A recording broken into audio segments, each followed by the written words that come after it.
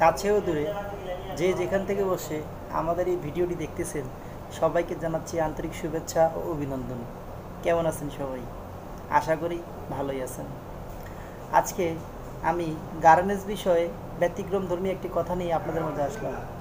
আপনারা সবাই জানেন, আমরা যারা গার্মেন্টসে চাকরি করি, আমাদের গার্মেন্টসের যত কস্টিং খরচ আছে সব কস্টিং খরচ কিন্তু উৎপাদনের উপর নির্ভর করে।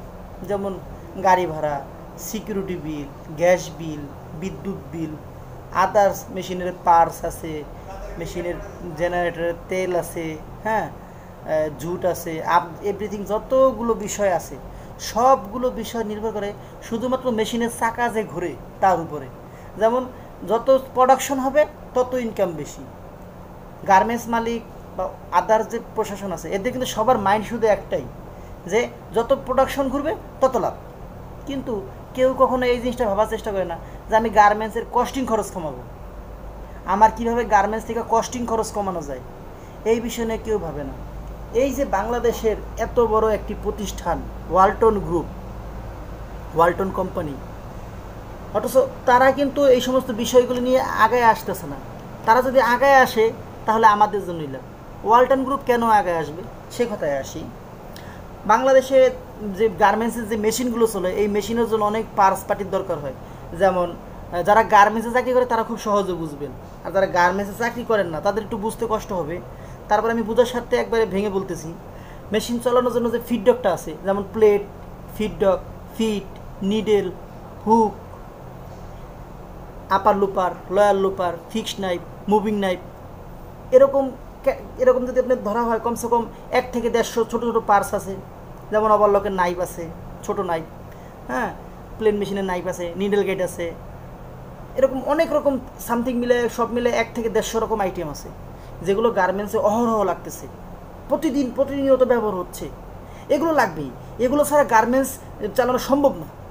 এই যে ছোটো ছোটো পার্টসগুলো আছে সেই সবগুলো পার্টসই বিদেশ থেকে আমদানি করা লাগতেছে। অথচ বাংলাদেশ চাইলেই কিন্তু সে সমস্ত পার্টস, সে সমস্ত জিনিস কিন্তু বাংলাদেশে তৈরি করা সম্ভব। একটা জিনিস কি, কোনো জিনিসই কিন্তু কোনো মানুষ হাতে বানায় না। এই ক্যালকুলেটারটাও কিন্তু হাতে বানায় নাই। এই যে ফ্রেম, কোনো না প্লাস্টিক দিয়ে ডাইস দিয়ে বানাইছে। যে জিনিসগুলো, যে পার্টস পাতিগুলো বসে সেগুলো কিন্তু মেশিন দিয়ে বসানো হয়েছে। এই যে মোবাইল ফোন তৈরি হচ্ছে, আপনি কি মনে করেন মোবাইল ফোনের মধ্যে যে পার্টস সার্কিট ফিটিংগুলো করা সেগুলো কি হাতে করে? কোনো কিছু হাতে করে না। সব স্বয়ংক্রিয় কম্পিউটার মেশিন আছে, সেই মেশিনে সেই বোর্ডের ভিতরে সে বিভিন্ন রকম স্ক্রু, পার্টস, বিভিন্ন আইসি সব কিছু সেই মেশিনে লাগায়। মানুষ হাত দিয়ে কোনো কিছু করে না। শুধুমাত্র সেই মেশিন চালানোর জন্য কিছু প্রশিক্ষণের দরকার আছে, শুধুমাত্র সেই প্রশিক্ষণগুলো নেই। তো বাংলাদেশে যারা বড় বড় গার্মেন্টস মালিক আছেন, যারা কিনা চাইলে এক রাতের মধ্যে এক একটা মেশিনের যে পার্টসের যে ফ্যাক্টরি সেগুলো করতে পারেন অনায়াসে। একটা লুপারের ওজন 10 গ্রামও না বা 20 গ্রামও না, অথচ একটা লুপারের মূল্য 100, 200, 400, 500 টাকা পর্যন্ত আছে। লুপারের মূল্য কি পরিমাণ ব্যবসা! মানে 1 কেজি মেটাল দিয়ে যদি লুপার তৈরি করা হয় সেই লুপারের দাম হবে 10,000 টাকার উপরে। সোনার চাইতেও মূল্য বেশি। একটু প্রসেসিং করতে হবে। যারা গার্মেন্টস মালিক যারা আছেন, আপনারা একসাথে বসেন, দেখেন কিভাবে এই কস্টিং খরচ কমানো যায়। বিভিন্ন পার্টস পাতি বাংলাদেশে তৈরি করার চেষ্টা করেন, কম মূল্যে সেটা বিক্রি করেন। এরকম করতে হবে, কারণ আমরা যেভাবে গার্মেন্টস শিল্পে আগাইতেছি আমাদের করতে হবে। মালয়েশিয়াতে যান, একটা গার্মেন্টস শ্রমিকের মজুরি $300, 24,000 25,000 টাকা বেতন। বাংলাদেশে $100 হলে একটা ওয়ার্কার পাওয়া যায়। বিদায় কী করতেছে, এখন মালয়েশিয়া থেকে গার্মেন্টস বিভিন্ন দেশে সাপ্লাই হচ্ছে। যেমন থাইল্যান্ডে অনেক গার্মেন্টস চলে গেছে, কারণ থাইল্যান্ডে $200 হলে একজন শ্রমিক পাওয়া যায়। তার মানে পার শ্রমিকে $100 কম। আবার বাংলাদেশে $120 হলে একটা শ্রমিক পাওয়া যায়। তো এই যে আমাদের দেশে যে শ্রমিকের মজুরি কম, এই যে একটা শক্তি, এই শক্তি দেখায় তো আপনারা গার্মেন্টসে কাজ আনতেছেন, বা বাংলাদেশে বাইরের তো চাহিদা। বিদেশিরা তো অনেক বুদ্ধিমান, সারা কিন্তু বিনা স্বার্থে কিন্তু বাংলাদেশে কেউ আসে না, কোনো না কোনো স্বার্থ আছে দেখেই বাংলাদেশে আসে। তো এই জিনিসের মধ্যে বিভিন্ন কোম্পানি যে বাংলাদেশে ব্যবসা করতেছে সেই ব্যবসাগুলো আস্তে আস্তে আমাদের হাতে নিতে হবে। বাংলাদেশে যারা গার্মেন্টস মালিক আছেন আপনাদেরই প্রসেসিং করে কোনো না কোনো ব্যবসায়ীকে এখানে ইনভলভ করতে হবে। ওকে শুধু তো যেমন বাংলাদেশে অনেক মেকানিক আছে, তারা টুকটাক অনেক পার্টস বানাইতে পারে, জানেন? আপনি খোঁজ খবর, আমি যারা গার্মেন্টস মালিক, আপনারা খোঁজ খবর নিয়ে দেখেন আপনাদের অফিসে একটা মেশিনে একটা সমস্যা, ওই জায়গাটা গ্যাস লাগার লাগবে, ওই জায়গায় টিয়া খাওয়া লাগবে, অনেক মেকানিক আছে টুকটাক মডিফাই কাজ জানে, আপনি খোঁজ খবর নিয়ে দেখেন।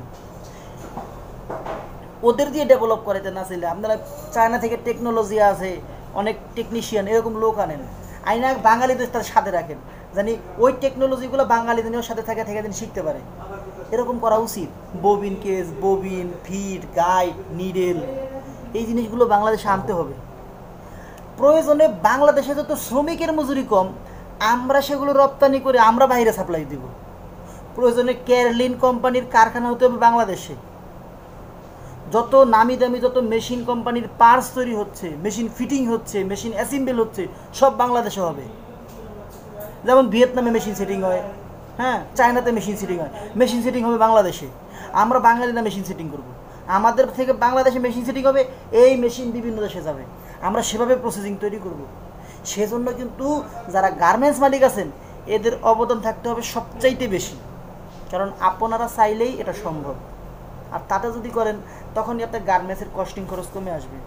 আপনি যখন একটা ওয়ার্কারের যখন ফ্ল্যাট করতে পারবেন, ঘর করতে পারবেন, তার থাকার ব্যবস্থা করতে পারবেন, তখন কিন্তু সেই অপারটা চাকরি ছেড়ে আপনার কোম্পানি ছেড়ে যাবে না, সে চেষ্টা করবে আপনার কোম্পানিতে থাকার জন্য। তখন কি হবে, আমি ইপিজেড চাকরি নিয়েছিলাম 2015 সালে ইয়াং ওয়ানে। ওখানে এক লোক যে স্টিচ দেয়, ও 15 বছর চাকরি করে, 15 বছরে যে স্টিচ দেয়, ও যে স্টিচ দিতে দিতে ওর এরকম হয়ে গেছে গা, ওর প্যাটার্নও লাগে না, ওর চোখই যে স্টিচ, ও যে হাত দিয়ে কাজ ধরে, ও যে চালায় ঘুরায়, এক চান্সে বডি ওকে। আমনে কোন 15 বছর কেউ যদি হিসাব করে, 15 বছর যদি কেউ যদি হিসাব করে, 10 বছর কেউ যদি হিসাব করে, ওর তো ব্রেন হয়ে যাবে ক্যালকুলেটরের মতো। আপনি সেভাবে আপনার গার্মেন্টসকে তৈরি করেন, তখন কি হবে জানেন, আপনার প্রোডাকশন অটোমেটিক বাড়বে। আপনার প্রোডাকশনের জন্য তখন আর অনেক হাই বেতন দিয়া বড় বড় আইয়ের স্যার, বড় বড় অফিসার, বড় বড় ম্যানেজার আনতে হবে না, অটোমেটিক প্রোডাকশন হবে। প্রোডাকশন হলো গিয়ে অপারেটরের ভিতরে, অপারেটরের প্রোডাকশন অটোমেটিক হবে। আপনি তার জন্য প্রসেসিং করেন, এবং আপনি যে সমস্ত দিকে ধরা আছেন বিভিন্ন পার্টসপাতি যেগুলো আপনার কিনতে হয়, সেই কেনার বিষয়টা আপনি খরচ কমানোর চেষ্টা করেন। তাতে কি হবে, আপনার লাভ আরও হবে। যখন আপনার লাভ হবে তখন আপনার মধ্যে অনেক শান্তি আসবে, তখন আপনি যে কোনো একটা খাতে ইনভেস্ট করতে পারবেন। বাংলাদেশটাকে আরও অনেক দূর এগিয়ে নিয়ে যেতে হবে, অনেক দূর। এটা কারোর পক্ষে একা সম্ভব না। এখানে একটা ওয়ার্কারের যেমন গুরুত্বপূর্ণ অনেক বেশি, একটা গার্মেন্টস মালিকেরও গুরুত্ব অনেক বেশি, সরকারের অবদান অনেক বেশি। সবার যদি সমন্বিত যদি চেষ্টা থাকে তাহলে এটা সম্ভব, এছাড়া এটা সম্ভব না। জানি না আমার এই ভিডিওটি কে কে দেখবে, আমার এই ভিডিওটি কত দূর যাবে, তবে আমার বিশ্বাস বাংলাদেশ গার্মেন্টস শিল্পে একদিন অনেক দূর আগাবে। যার যার অবস্থান থেকে সবাই ভালো থাকবেন, নিজেদের খেয়াল রাখবেন। আল্লাহ হাফেজ সবাইকে।